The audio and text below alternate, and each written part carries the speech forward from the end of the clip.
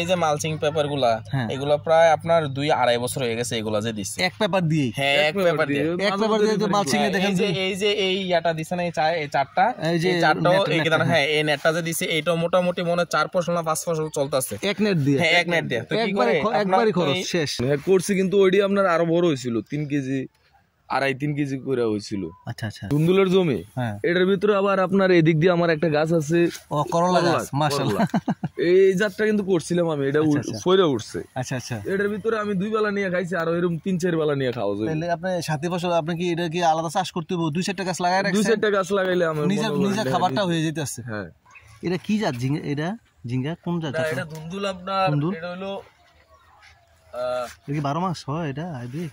এটা হাইব্রিড আর জামালপুরি। হ্যাঁ জামালপুরি মাশাআল্লাহ মানে এমনি তো লম্বা তারপরে শেপও ঠিক আছে না? হ্যাঁ শীতকালে কিন্তু এই শেপটা আসলে আসে না ওই জায়গায় আমি মালচিং করাতে আমি ট্রায়াল লেগে এই জায়গাটা করছি। আচ্ছা আচ্ছা ট্রায়াল লেগে করছি তো আপনার মালচিং করছি তারপরে আবার ওই ওষুধটা আছে না একটু ঘন ঘন স্প্রে করতে হয়। ওই পোকাটা সবচেয়ে বেশি পোকা এটা গ্রোথের লাগে একটু ঘন ঘন স্প্রে করতে হয়। কি ওষুধটা কি নাম এটা? ওষুধটা ভিটামিন জাতীয় যে কোনো একটা দিলে হইছে। আর ওই পোকা আছে না বলা পোকার লাগিয়া আমি ইউজ করি যে আপনার বলা পোকাটা একটা বেশি এগুলোর মধ্যে। হ্যাঁ বলা পোকাটা কিটা করেন বলা লাগিয়া টাফলন টাপগর হ্যাঁ একটা গন্ধওয়ালা ওষুধ আছে ওইটাই আমি ব্যবহার করি। আচ্ছা তাহলে মোটামুটি এত ইয়াটা অনেক কম থাকে না? ওই যে হ্যাঁ কিন্তু মালচিং না দিলে শীতকালে প্রচুর মাছি তো আজকে ধর ওষুধের মানে কথা আজকে অথবা বিকেলে দেন। আর এমনি কি ফাঁদটা কি দিয়ে রাখছেন? ফাঁদ আছে? ফাঁদ আসিল আগে এডি আর ব্যবহার করি নাই এডি এইভাবে পড়ে রইছে মেডিসিন নেই। এটা কি মোটামুটি ছায়াযুক্ত ইয়াতে হয় মনে হয় না? হ্যাঁ ছায়াযুক্ত এগুলো তো ছায়াযুক্ত মাশাআল্লাহ ভালোই আছে। হ্যাঁ আমি এটাই বলতেছি কারণ অনেকে ছায়াযুক্ত যে জমিগুলো এমনি ফেলা রাখে কিন্তু চাইলে কিন্তু মাশাআল্লাহ ধুন্দুল দেখছেন? হ্যাঁ এই যে ধুন্দুল মোটামুটি প্রতি গিরে গিরে আছে এটা তো মিস নাই। হ্যাঁ এই যে 1 2 3 গিরা তো মিস নাই মাশাআল্লাহ কি বলেন? হ্যাঁ এটাতে আবার কাটা হইছে ওই যে নিচের থেকে ফলটা গত বর্ষদিন মনে কাটছে যে। হ্যাঁ হ্যাঁ হ্যাঁ আসলে বাংলাদেশে বলে কোটি কোটি লোক বেকার কেন?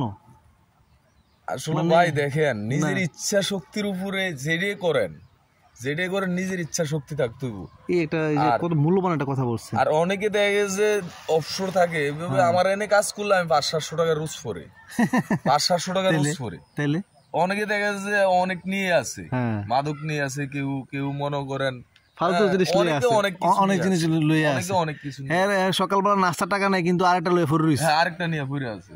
আরে বেটা এনে কতটুকু জায়গার মধ্যে লাগাইছেন সুলন ভাই? এটা ভাই 12% তো 12% জায়গার মধ্যে আপনি লাগাইছেন মাশাআল্লাহ বেচছেন। আমি গত বর্ষদিনও বিক্রি করে প্রায় 1600 টাকা একদিনের ফসল একদিনের 2 দিন পর কাটা 2 দিন পর 1600 টাকা বিক্রি করছে। আমি আবার আগামী দিন কাটতাম ফল।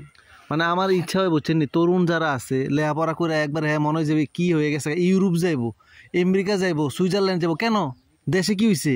ভাই দেখেন আমি কিন্তু একজন গাড়ি ড্রাইভার ছিলাম আমি 13 বছর গাড়ি ড্রাইভ করছি পাশাপাশি ট্রেডিংও দিছি আমার প্রায় আমি যদি বাংলাদেশে গাড়ি চালাই 25-30 হাজার টাকা করে কমন ডেইলি 1000 টাকা কিছু না এটা যে কোনো কাজ করলে ওইটা 15 দিন হয়ে যায় 15 দিন হয়ে যায় আমার আসলে ওইটা ভাই ভালো লাগে না।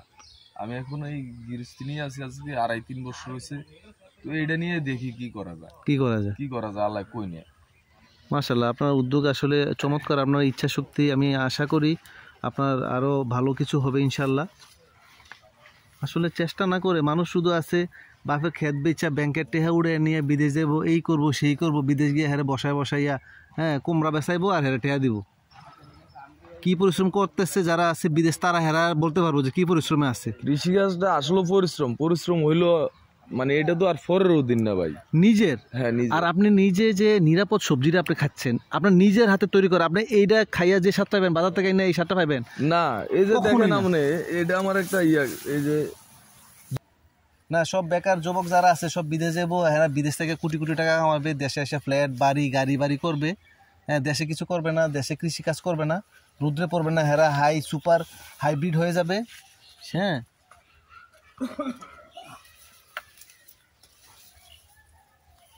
ওই যে এটা আমার ছোট ভাই এটা আবার মাস্টার কথা বুঝছেন? আচ্ছা আচ্ছা আচ্ছা ওরা আবার লেখাপড়া মাস্টার্স কমপ্লিট। আচ্ছা মাশাআল্লাহ কথা বুঝছেন? আচ্ছা আচ্ছা কি নাম ভাই আপনার? আরমান হোসেন।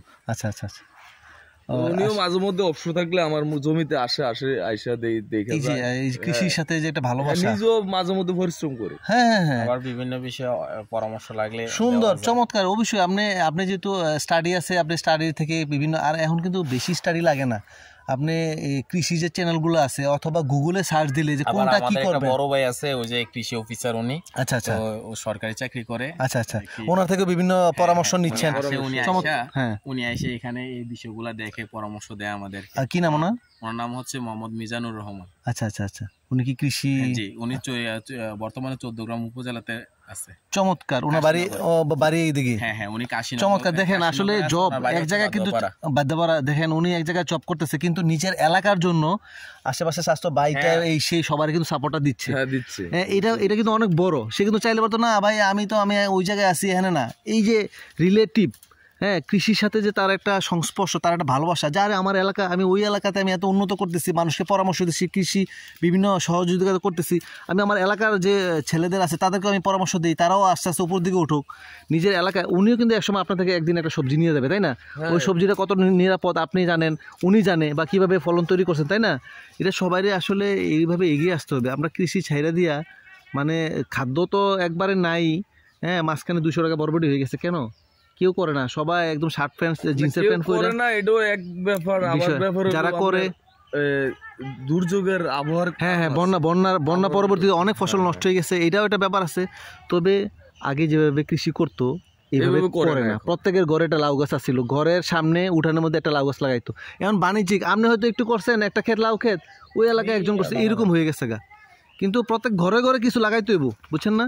চাহিদাটা ওইভাবে এটা নামাই দেওয়া লাগে না, নিচে দিকে ঝুললে তাড়াতাড়ি বড় হবে। হ্যাঁ, মানে সোজা থাকে। ও আচ্ছা, নিচের দিকে স্ট্রেট নিচের দিকে থাকে, হ্যাঁ, সোজা থাকে। আচ্ছা আচ্ছা, চমৎকার। আলহামদুলিল্লাহ, আপনার সবজির যে দাম আছে, হ্যাঁ হ্যাঁ, এই বছর কি বিগত 2-2.5 বছর যাবত সবজির দাম আলহামদুলিল্লাহ অনেক ভালো। হ্যাঁ হ্যাঁ, যে সবজি করতে পারছে আলহামদুলিল্লাহ কারোই লস হয়নি। কৃষিতে এখন আর লস হয় না। লস না, এই যে চমৎকার একটা কথা বলছেন, কৃষিতে এখন আর লস না। আর এটা যে জানতে হবে, বুঝে করতে হবে। আন্দাজে আপনি মনে করেন এটা করে 1 লাখ টাকা পাচ্ছেন।